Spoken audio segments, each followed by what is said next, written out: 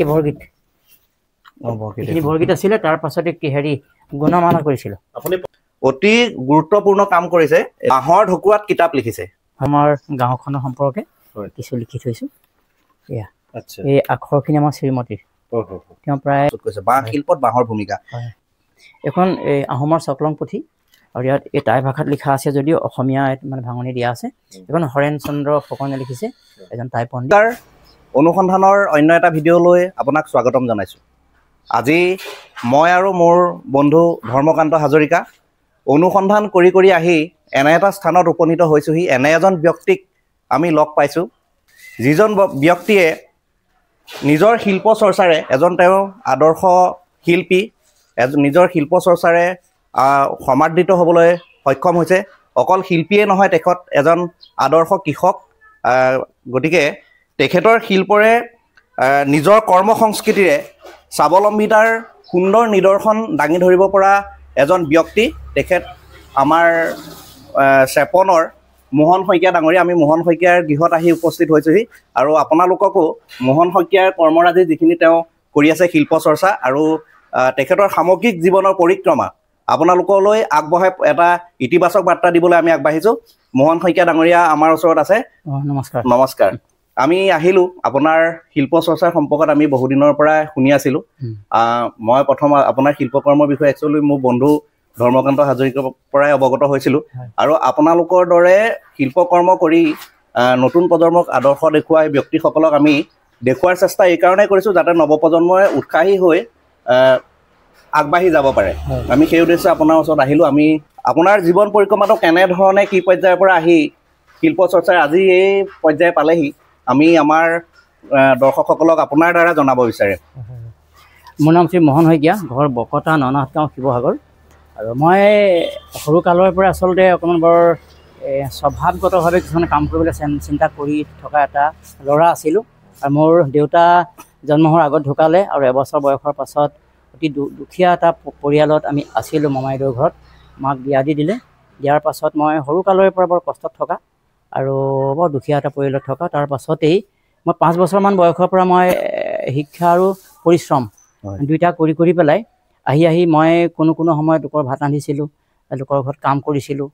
আৰু অৱশেষত মোৰ নিজৰ দেউতাৰ সম্পত্তিতেই যিসকলে মাটি ৰখি আছিলে, সেই ৰখীয়া ঘৰতে মই এজন অতি নিম্নমানৰ, যাক আমি মানে ঘৰুৱা চাকৰ বুলি কোৱা যায় যিটো ভাষাত মই কৈছোঁ শব্দত, মই তেনেকুৱা ধৰণৰকৈও থাকি মই যথেষ্ট কষ্টৰে হাঁহি আৰু অন্যান্য তেনেকুৱা ধৰণে মই জীৱনটো পাৰ কৰিবলৈ গৈছিলোঁ।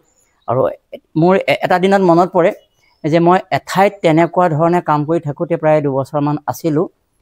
তেওঁলোকে ঘৰলৈ আহিলে, তেতিয়া মোক তেওঁলোকে শুবলৈ এখন ভঙা বেতৰ চকীত শুবলৈ দিয়ে। তেতিয়া জাৰকালি আছিলে, মই এখন ভঙা বেতৰ চকীখন এখন ফটা কম্বললৈ শুই আছিলোঁ। তেতিয়া এগৰাকী শিক্ষিতা ছোৱালী তেতিয়া আহিছিলে, সেইটো প্ৰায় 78-9ৰ কথা কৈছোঁ, মই 77-8ৰ কথা কৈছোঁ। তেতিয়া তেওঁ নিশাটো নুশুলে। ৰাতিপুৱা মোক কৈছে যে তুমি ইমান ধুনীয়া গান গোৱা, আৰু তুমি দেখিবলৈও ধুনীয়াই মানুহটো, আৰু ইমান হাঁহি ধেমালিকৈ থাকা, কিন্তু তোমাৰ ইমান যে ভঙা বেতৰ চকীখনত যে শুলা, জাৰ তাৰ নালাগে নেকি? মোৰ কিন্তু কালি টোপনিকে নধৰিলে। মই বোলো আপোনাৰ ঘৰটো বদলি হ'ল, বিচনা বদলি হ'ল, বা মোক তেনেকৈ কষ্টত হোৱাটো দেখাৰ কাৰণে আপোনাৰ টোপনি নধৰিলে? তেতিয়া তেওঁ কিন্তু কান্দিছিলে। আৰু তেতিয়া সেই মানুহগৰাকীয়ে, ছোৱালী তেতিয়া গ্ৰেজুৱেট আছিলে, সেই লগৰীয়া ঘৰত আছিলে, আমাক এনেকুৱা ধৰণে আমাক মানে অৱহেলা কৰিছিলে। সেই অৱহেলা ঠিক মানে এইটো এই উটক তোলা নহয়, তাৰমানে সেই অৱহেলাবিলাকে এটা শিক্ষা দিয়াৰ দৰে দিলে। তেতিয়া এটা প্ৰত্যাহ্বান আহে, মানে কি যে মই যাতে আনক এনেকুৱা নকৰোঁ, মই যাতে ভালকৈ কিবা এটা কৰিম বুলি মনতে হেঁপাহ জন্মে, সেইসকলক কিন্তু শত্ৰুতা বুলি মই জ্ঞান নাই কৰা, এজন শিক্ষক বুলি ভাবোঁ মই। আৰু তেনেকৈ আহি পেলাই মই শেষত ডিব্ৰুগড়লৈ গ'লোঁ। তাতে মই থাকিলোঁ, থাকি অকণমান আৰু আখৰ জোতা এটা শিকিলোঁ। আৰু তাৰ পাছতে আহি পেলাই মই অসমৰ যিটো মানে আন্দোলন হৈছিলে, বিদেশী আন্দোলন, সেইটো 83ত আছিলে। তেতিয়া মই তাত জেলো খালোঁ, জেল খালোঁ, কিবা কৰিলোঁ। তাৰপাছত মই ইয়াতে থাকি গ'লোঁ। এজন ব্যক্তি হেমনাথ বুলি কয়, তেওঁ ইয়াতে এখন স্কুল কৰিছিলে। সেই স্কুলখনত তেতিয়া বনাই আছিলে, মই তাৰ অংশীদাৰ হ'লোঁ। তেনেকৈ থাকিলোঁ, থাকি মেলি স্কুলখন তেতিয়া ভাঙিছিলে, কিবা কৰিছিলে। ছাত্ৰ সংগঠনৰ ল'ৰা ৰাইজক মাতি মেলি স্কুলখন গঢ়িলোঁ পুনৰ, গঢ়ি মেলি তেনেকৈ থাকিলোঁ। তাতে বিয়া কৰিবলগীয়া হ'ল। তাৰমানে আপুনি স্কুল পাতি আপোনালোকে নিজে শিক্ষকতাও কৰিছিলে নেকি? আপুনি নিজে পঢ়াইছিলে আপোনালোকে? তেতিয়া স্কুলখন আছে এতিয়া। হয় হয়। শ্ৰীমতী শেষত তাতে কৰিলে। তাৰ পাছতে আৰু খেতি কাম কৰিলোঁ। হয়।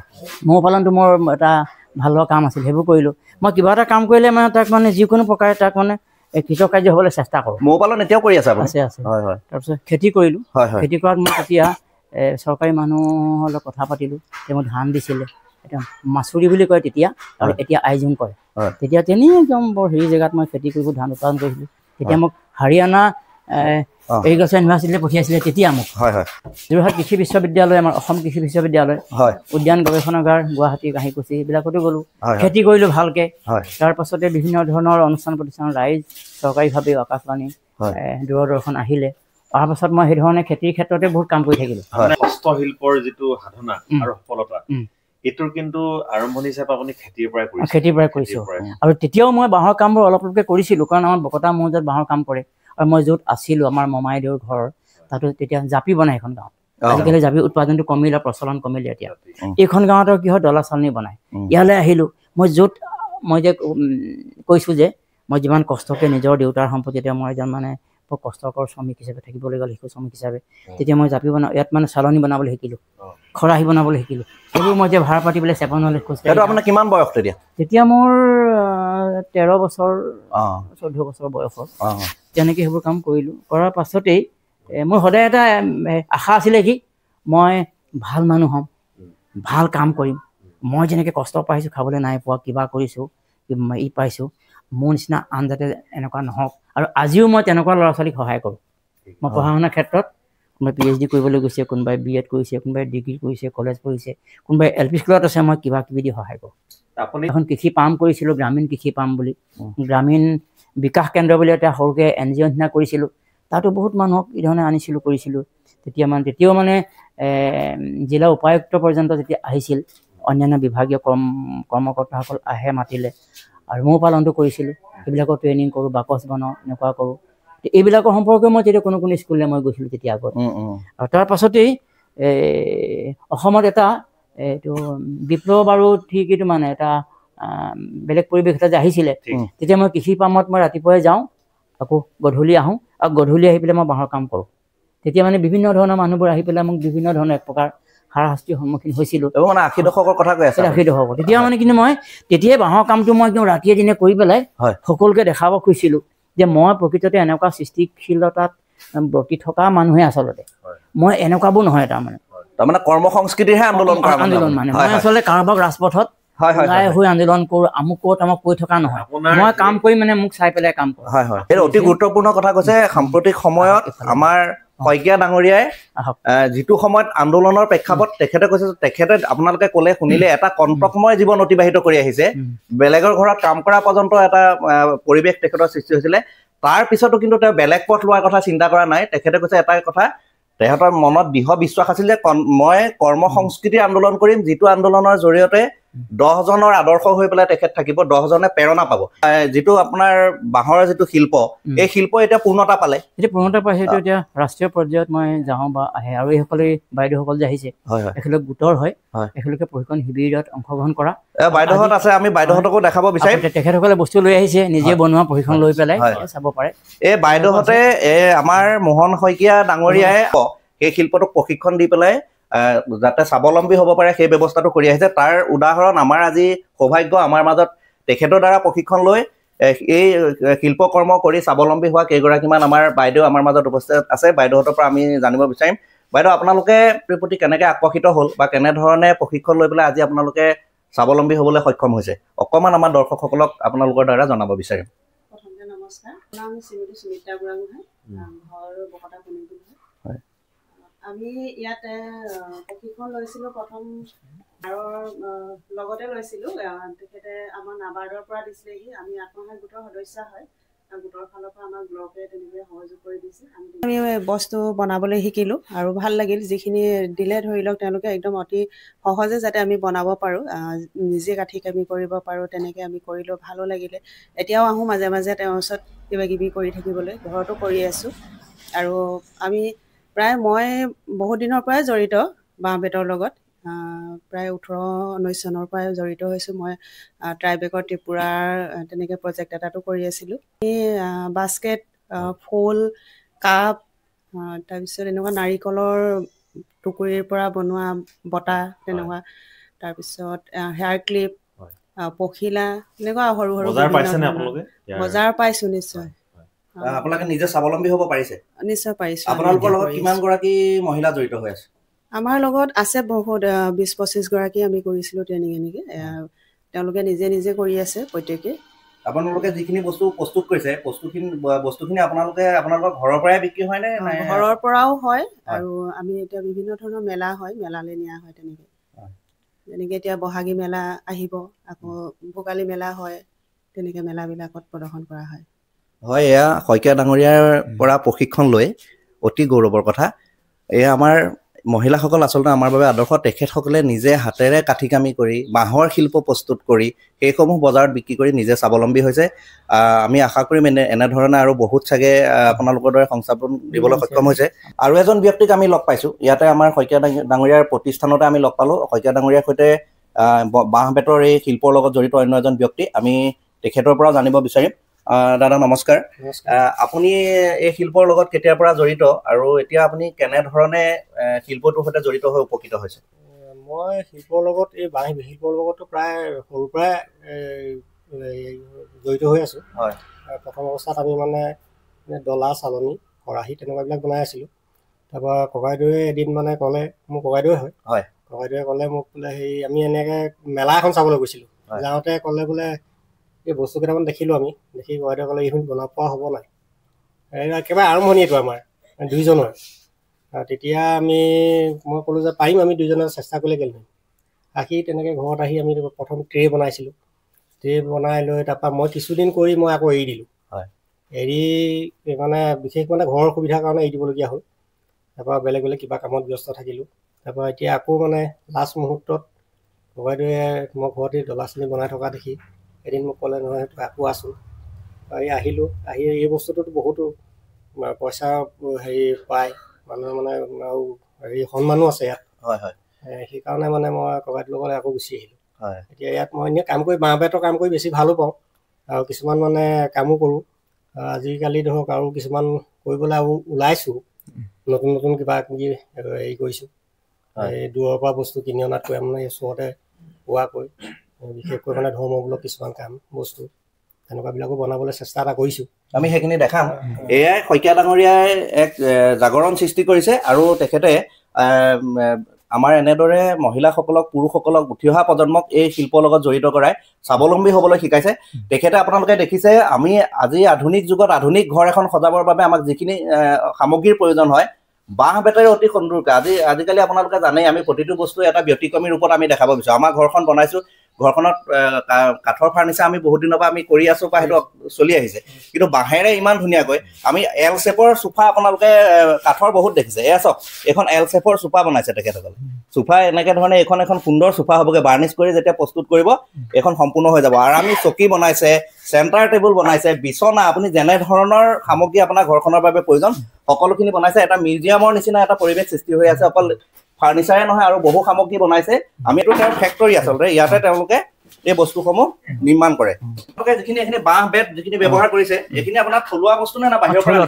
থলুৱা। আৰু এইখিনি কেনেকে ধৰণে আপোনালোকে আগবঢ়াই এটা ফাৰ্নিচাৰ বা এটা সম্পদ প্ৰস্তুত কৰে? আমি এই বাঁহবোৰ যে গোটাই থৈছোঁ, এই বাঁহবোৰ আমি এতিয়া চুচিম, আৰু আমাৰ সৰু মেচিন আছে, এইখিনি আমাৰ থলুৱা ভলুকা বাঁহ, থলুৱা। আৰু ইয়াতে আমি বৰাক চাউল, বৰিক পাউডাৰ, সেইটো এটা মিশ্ৰণ কৰি পেলাই এই ধৰণে থৈ দিওঁ। এতিয়া মই সেই পকা টেংকি এটা বনাইছোঁ, তাৰমানে এতিয়া এইটো মানে সেই মামৰে খাইছে, গতিকে এই ধৰণে কৰিলে আমাৰ সৰহকৈ বাঁহ ধৰিব, আৰু তেতিয়া ইয়াৰ পৰা লিকেজো নহ'ব।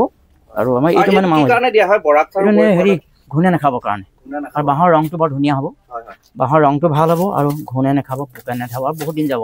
বনোৱা বস্তুবোৰ আৰু মোৰ সতীৰ্থসকলে কৰা বস্তুবোৰ আছে ইয়াত, আৰু দুই এপদ বস্তু আমি সংগ্ৰহ কৰিছোঁ। আৰু যেনেকৈ গছৰ মহাৰ পৰা বনাইছে, ডালৰ পৰা বনাইছে, আমি অসমত এনেকুৱা বিভিন্ন ঠাইৰ পৰা দুই এক বস্তু আনিছোঁ। আৰু এতিয়া মানে বস্তুটো এনেকুৱা হৈছে, মই নিজে বনোৱা বস্তু ইয়াত বহুত আছে, আৰু বাকী কিছু বস্তু আমি সংগ্ৰহ কৰিছোঁ এতিয়া। এতিয়া মানে অকমান বাণিজ্যটো অকমান বেলেগ ধৰণে নিছো এতিয়া বহল পৰিসৰলৈ লৈ যাব খুজিছে আৰু এইফালে আপোনাৰ বাঁহৰ শৰাই বটা আছে ৰংঘৰ বনাইছে লতা আছে ইয়াত বেগ আপোনাৰ বেটেৰী বেগ বনাইছে আৰু এইবোৰ বাস্কেট বহুত ধুনীয়াকে বাস্কেট বনাই থৈছে আৰু কেটলি এইবোৰ ফুলৰ দানি এনেকুৱা ধৰণৰ এইখিনি চব আমাৰ ইয়াত প্ৰডাকশ্যন হোৱা তাৰপিছত এইবোৰ হেৰি কাৰেং ঘৰ তাৰপাছতে এইবোৰ তৰোৱাল এইবিলাকো ভাল বিক্ৰী হয় ৰংঘৰ বনাইছে এইটো কাৰেং ঘৰ এইবিলাকো নহয় হৈছে কি এইটো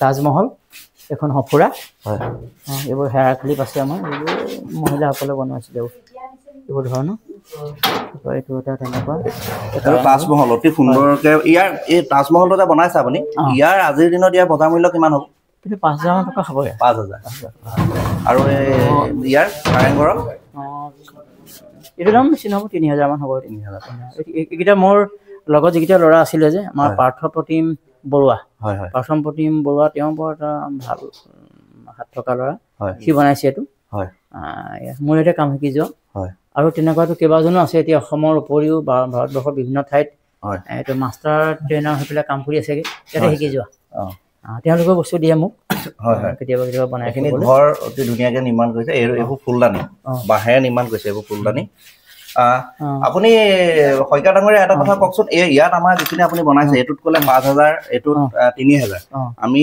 বস্তুটো দেখোঁতে আমি গম পাইছো যে এইটো বহুত মেহনত কৰিব লগা হৈছে আপোনাৰ শিল্পৰ যিটো চিন্তা সেই চিন্তাৰে আপুনি মেহনত কৰিছে ইয়াত যথেষ্ট মেহনত হৈছে গতিকে ইয়াৰ যিটো মূল্য সেই মূল্যটো আপোনাৰ যিখিনি মেহনত হৈছে সেইটো তুলনাত আপোনাৰ উপযুক্তভাৱে পায়নে এইটো উপযুক্তভাৱে হৈছে বুলি মই এইকাৰণে ভাবোঁ যে আমাক বহুত টকা দিলেও আমি টকাখিনি পাই সুখী হ'ম কিন্তু এজন শিল্পকৰ্ম হিচাপে হয়তো আনন্দ লাভ কৰিব নোৱাৰিব গতিকে এজন মানুহক চলিবৰ কাৰণে ন্যূনতম যিখিনি আমাক অৰ্থৰ প্ৰয়োজন সেইখিনি হ'লেই মই ভাবোঁ এজন শিল্পী সন্তুষ্ট হয় গতিকে সেইফালৰ পৰা অসুবিধা নহয় বুলিয়ে ভাবোঁ কিন্তু আজিৰ তাৰিখত বৰ উচ্চমানৰ ধনী শ্ৰেণী মানুহৰ নিচিনাকৈ চলিবলৈ গ'লে তেতিয়া দেখোন মাহটোত 2 লাখ 3 লাখ টকা ইনকাম কৰিলেও কাৰোবাৰ নুজুৰিব পাৰে কিন্তু আমি কিন্তু 10-15,000 টকা উপাৰ্জন কৰিলেই কিন্তু আমাৰ সন্তুষ্ট যেন লাগে এইটো দিব বিচাৰিছোঁ আমাৰ যদি প্ৰজন্মই আজি আপুনিতো প্ৰশিক্ষণ দিছে ইতিমধ্যে বহুতে সংস্থাপন লাভ কৰিছে যিসকলে আপোনাক দেখা নাই বা এইটো লৈ স্বাৱলম্বী হ'ব পাৰিম বুলি তেওঁলোকে নাজানে বা ভবা নাই তেওঁলোকে যদি এই কামটোলৈ আগবাঢ়ি আহে আপোনাৰ পৰা ট্ৰেইনিং লৈ পেলাই তেওঁলোকে যদি এই কামটো কৰিম বুলি ভাবে তেতিয়া তেওঁলোকে আজিৰ সময়ত চলিব পৰাকৈ তেওঁলোকে আৰামছে মই আজি আকৌ আপোনালোকৰ জৰিয়তে মই এইটো ক'ব খোজোঁ যে কোনোবা তেনেকুৱা যদি ল'ৰা ছোৱালী আছে মই ইয়াত এতিয়া অন্তত 5-10 জনে মানে থাকিব পৰাকৈ যিটো আমি আৱাসিক এটা ব্যৱস্থা কৰিবলৈ লৈছোঁ আৰু তাৰ আগতে মোৰ লগতে ঘৰতে থকা খোৱা কৰি দিছে ল'ৰা ছোৱালী এতিয়া গৈছে মই আনকি 3 মাহ সেই প্ৰশিক্ষণ গ্ৰহণ কৰাৰ পাছত যদি কামটো ভালকৈ কৰা যেন পাওঁ মই 10,000কৈ টকা দিম খুৱাই বোৱাই 10,000 টকা দি যিকেইটা সেই 10,000 টকাৰে ন্যূনতম মেচিনকেইটা পায় আৰু সেই মেচিনেৰে গৈ পেলাই এতিয়া এজনে ধুনীয়াকৈ কাম কৰি আছে ফুল এণ্ড বাইলং তেওঁৰ নামটো বোধহয় পাইছে ক'ৰবাত ফুল এণ্ড বাইলঙৰ বৰ ধুনীয়া কাম কৰি আছে তেওঁ প্ৰথম 3 মাহ ট্ৰেইনিং ল'বলৈ আহিছিলে অহাৰ পিছত আমাৰ ঘৰত থাকিলে কৰিলে 3 মাহৰ পাছত তেওঁ খুৱাই বোৱাই মেলি মই 10,000 টকা দিলোঁ তুমি এইটো মেচিন কিনিবা এতিয়া তেওঁ এজন ভাল ৰিচোৰ্চ 3 মাহ যে ইয়াত আপোনাৰ আপুনি থকা ব্যৱস্থাও কৰি দিছে আপোনাৰ এটা খৰচা আছে কোনোবাই যদি প্ৰশিক্ষণটো ল'বলৈ আহে তেওঁলোকৰ এনে খৰচাটো কেনেকুৱা ধৰণে কি আপোনাক মই এতিয়ালৈকে যিখিনি দৰিদ্ৰ পৰিয়ালৰ মেধা ছাত্ৰ ছাত্ৰী কোনোবা আছে তেওঁকতো আৰু যদি পইচা পাতি বিচাৰৰ দিগদাৰ হ'ব গতিকে মই নিজা খৰচেৰে তেওঁলোকক প্ৰশিক্ষণটো দিওঁ আৰু দিয়াৰ পাছত যদি ভাল যেন দেখোঁ মই আকৌ নিজৰ ফালৰ পৰা পইচা দিহে পঠাওঁ তাৰমানে ফ্ৰীকে প্ৰশিক্ষণটো দিলে আপুনি উদ্যোগটো যাতে গঢ়ি তুলিব পাৰে তাৰ কাৰণে আপুনি সহায়ো কৰিলে আৰ্থিকভাৱে এতিয়া সেই তেনেকুৱা ল'ৰা বহুত আছে মোৰ গতিকে সেইসকলতে মোৰ নিজৰ একেবাৰে ককাই ভাই নিচিনা বন্ধুৰ নিচিনা বা ল'ৰাৰ নিচিনা পৰিয়ালৰ নিচিনা লাগে আৰু তেওঁলোকে এই বস্তু বনাই মেলি দিছে মই পইচা দিছোঁ আৰু এতিয়া সেই ধৰণৰ যদি আছে কোনোবা নিশ্চয় আহিব পাৰিব আপোনাৰ এই সামগ্ৰীসমূহ ৰাজ্যখনৰ লগতে দেশৰ কোন ঠাইত প্ৰদৰ্শিত হৈছে তাৰ কাৰণে নিমন্ত্ৰণ পাইছোঁ মই দেৰাদুন দিল্লী প্ৰগতি মৈদান তালৈ মই আমন্ত্ৰণ লাভ কৰিছিলোঁ কাৰণ কেইবাবাৰো গৈছোঁ বাৰু বাকী বিশ্ববিদ্যালয় পৰ্যন্ত এইবিলাকৰ এটা আজিকালি শিক্ষাদান বুলি ক'ব লাগিব এদিনীয়া নিচিনাকৈ তেখেতে নিজৰ প্ৰস্তুত কৰা শিল্পসমূহৰ উপৰিও পৌৰাণিক সম্পদসমূহ সংৰক্ষণ কৰি এটা সংগ্ৰহালয়ৰ ব্যৱস্থা কৰিছে ইতিমধ্যে কামসমূহ সম্পূৰ্ণ কৰি উলিয়াইছে তেওঁ আৰু কিছু কাম বাকী আছে আপোনালোকে ইয়াত এই তেখেতৰ সংগ্ৰহালয়টো উপভোগ কৰিবলৈ চাবলৈ আহিব পাৰিব। বাঁহৰ ঢকুৱাত কিতাপ লিখিছে, হয়। গতিকে এইটো এটা বৰ অগতানুগতিক কাম দেখিছোঁ আমি। গতিকে এইটো কেনেধৰণে কৈছে আমি আপোনাক দেখাবলৈ চেষ্টা কৰিছোঁ। এইখন আমাৰ গাঁওখনৰ সম্পৰ্কে কিছু লিখি থৈছোঁ। এয়া আচ্ছা, এই আখৰখিনি আমাৰ শ্ৰীমতীৰ। তেওঁ প্ৰায় 70খনমান কিতাপ লিখিছে, বহুত কষ্ট কৰি লিখিছে। আৰু এই ডাঙৰ বাঁহটো যে সেইটো আমাৰ ডেণ্ড্ৰ'কেলামাছ জেগেঞ্চিয়াছ বুলি কয়। মই কাম কৰোঁতে ভাবিছিলোঁ যে এখন বাঁহৰ কিতাপ মই বনাম জীৱনত। এতিয়া বনাম বুলি ভাবোঁতে এই বাঁহবোৰ মই অনুসন্ধান কৰোঁ, ক'ত ক'ত বাঁহ আছে, কেনেকৈ সংৰক্ষণ কৰিব পাৰি। এতিয়া দেখিলোঁ যে এনেকুৱা বাঁহ কাটিবলৈ যাওঁতে ঢকুৱাবোৰ মানে পৰি থাকে, পাক খাই থাকে, মেল খাই থাকে। কেলৈ মেল খাই থাকে? আৰু নগেন শইকীয়া ছাৰ আহিছিলে এই কিতাপৰ এইটো মানে গ্ৰন্থ উন্মোচনী সভালৈ। তেখেতেতো আহি কৈছে যে এইটোতো মই জনাত অতি কম 50 বছৰ আৰু শতাধিক বছৰ মানে থাকি যাব, বেয়া হ'ব নালাগে যিটো প্ৰচেছত কৰিছে। মই প্ৰথম কিতাপ কৰাখন আছিলে কিতাপ কৰিছোঁ বৰগীত। এই বৰগীত এইখিনি বৰগীত আছিলে। তাৰ পাছতে হেৰি গুণমালা কৰিছিলোঁ, ৱাল মেগাজিন টাইপত কৰিছিলে প্ৰথমতে, ভালকৈ কৰিছিলে। এতিয়া এইখন তেওঁ বাঁহ শিল্পত বাঁহৰ ভূমিকা, এইটো নিজে লিখিছে, তেখেতৰ এটা টপিক এখন কিতাপ আকাৰে প্ৰস্তুত কৰিছে, বাঁহ শিল্পত বাঁহৰ ভূমিকা। এই কিতাপৰ মাজতে মই আপোনাক আৰু এটা কথা সোধোঁ। এতিয়া আপোনালোকে যিহেতু এইটো গোটেইখিনি বাঁহৰে বনাই আছে, বাঁহৰ বজাৰখনো আপোনালোকে দিবলৈ চেষ্টা কৰিছে। অঞ্চলৰ এখন বাঁহৰ ভাল বজাৰ পাইছে। এয়া সুধাকণ্ঠ গীতৰ সম্ভাৰ, এইখন এখন সুন্দৰকে তেখেতসকলে আমাৰ সুধাকণ্ঠ ভূপেন হাজৰিকাৰ গীতসমূহ ইয়াত সন্নিৱিষ্ট কৰিছে। এখন এই আহোমৰ চকলং পুথি, আৰু ইয়াত এই টাই ভাষাত লিখা আছে যদিও অসমীয়া মানে ভাঙনি দিয়া আছে। এইখন হৰেণ চন্দ্ৰ ফুকনে লিখিছে, এজন টাই পণ্ডিত বকতাৰ। আৰু বাকী আৰু এনেকুৱা অন্যান্য কিতাপ আছে বহুত।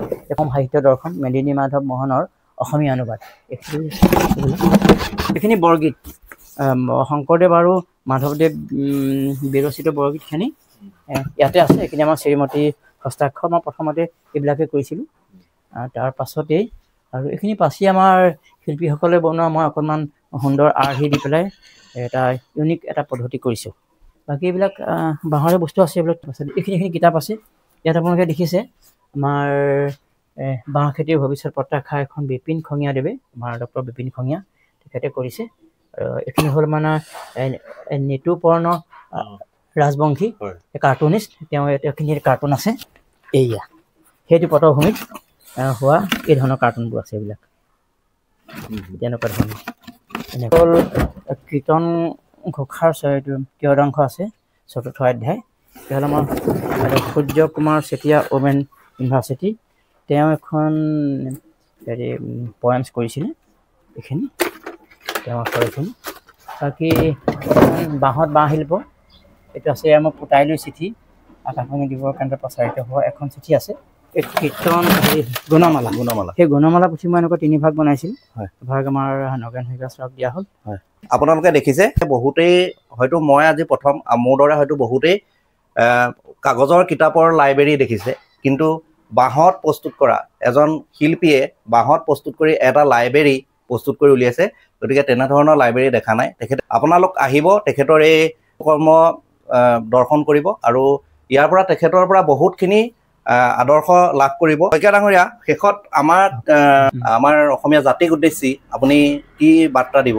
কৰ্মই ধৰ্ম, আৰু কৰ্ম যদি কৰা নাযায় এটা জাতি জীয়াই থাকিব নোৱাৰে। আৰু এটা জাতি চহকী হ'বলৈ হ'লে প্ৰথম শ্ৰমিক সৃষ্টি হ'ব লাগিব। শ্ৰমিকৰ অবিহনে এটা উদ্যোগ নচলে। যদি ইতিহাস আছে, তাৰ পৰা মই অনুভৱ কৰোঁ এটা কথা, যে তেতিয়া কিন্তু আহোম ৰাজত্বৰ কালত অসমীয়া বুলি যিটো আমাৰ অসমীয়াগিৰি আৰম্ভ হৈছিলে, সকলো অসমীয়া কিন্তু শ্ৰমিক আছিলে। ৰনোৱা বনোৱা কাৰিকৰ, শিল্পী, কুমাৰ কমাৰ গোটেইবোৰ কৰিছিলে। গতিকে সেইকাৰণে 600 বছৰ ৰাজত্ব যে কৰিছিল, তাতে গোটেই শিক্ষা পাই। মই সেইকাৰণে কৈছোঁ কৰ্মই ধৰ্ম। শ্ৰমিক যদি ষ্ট্ৰং হ'ব, মানে শক্তিশালী হ'ব, তেতিয়া দেশ জাতি শক্তিশালী। বাকীখিনি ভাৰতবৰ্ষৰ অন্যান্য ঠাইবিলাকত যাওঁতে দেখিছোঁ যে আমাৰ মাটি বহুত ভাল, আমাৰ জলবায়ু ভাল, আমাৰ সকলোখিনি ভাল। গতিকে আজি লাখ লাখ মানুহ অসমত আছেহি। আজি আমি যদি 1 কোটি আছোঁ, 2-2.5 কোটি দেখোন বাহিৰা মানুহ আছে। অসম কি বেয়া হ'লে আহিলেহেঁতেন? ভাল কাৰণে আহিছে। এয়াই অনন্য ব্যক্তিত্ব সম্পন্ন ব্যক্তি মোহন শইকীয়া ডাঙৰীয়া। আপোনাক আমি ধন্যবাদ জনাইছোঁ। ইমান ব্যস্ততাৰ মাজতো আমাক ইমানকণ সময় দিলে। আপুনি এনেদৰে আপোনাৰ শিল্পকৰ্মৰে আমাৰ অসমক প্ৰতিনিধিত্ব কৰি, ভাৰতক প্ৰতিনিধিত্ব কৰি আৰু আগুৱাই যাওক। আমাৰ এই শিল্পকৰ্মক আপুনি বিশ্ব দৰবাৰত প্ৰতিষ্ঠিত কৰক। আৰু এই কৰ্ম কৰিবলৈ আপোনাক ভগৱানে শক্তি প্ৰদান কৰক, সুস্বাস্থ্য গৰাকী কৰি ৰাখক, তাকে আমি কামনা কৰিছোঁ।